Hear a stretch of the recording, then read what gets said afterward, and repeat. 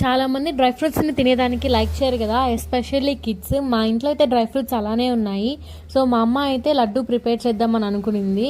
First అయితే pan పెట్టుకొని దాంట్లో కొంచెం గీ యాడ్ చేసి పంకిన్ సీడ్స్ అయితే వేయించుతూ ఉంది. నెక్స్ట్ అయితే పిస్తాని కూడా వేయించుకోవాలి. ఈ ప్రాసెస్ మొత్తం మనం సిమ్ లో పెట్టుకొని చేసుకోవాలి, ఎక్కువసేపు వేయించుకోకూడదు. ఇక మకనాన్ అయితే తీసుకొని కొంచెం నెయ్యి అయితే యాడ్ చేసి కాసేపు వేయించుకున్నాము.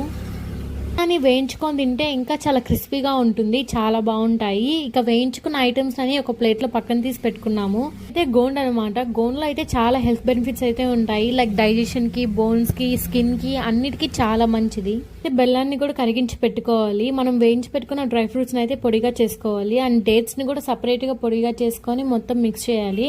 అండ్ దీంట్లోకి కొంచెం నెయ్యిని అయితే యాడ్ చేసుకొని కలుపుతూ రౌండ్స్ లాగా అయితే చేసుకోవాలి. ట్రస్ట్ మీ, టేస్ట్ అయితే చాలా బాగా వచ్చింది. అండ్ హెల్త్ బెనిఫిట్స్ కూడా చాలా ఉన్నాయి. మీకు ఈ రెసిపీ నచ్చినట్టయితే మీరు ట్రై చేయండి.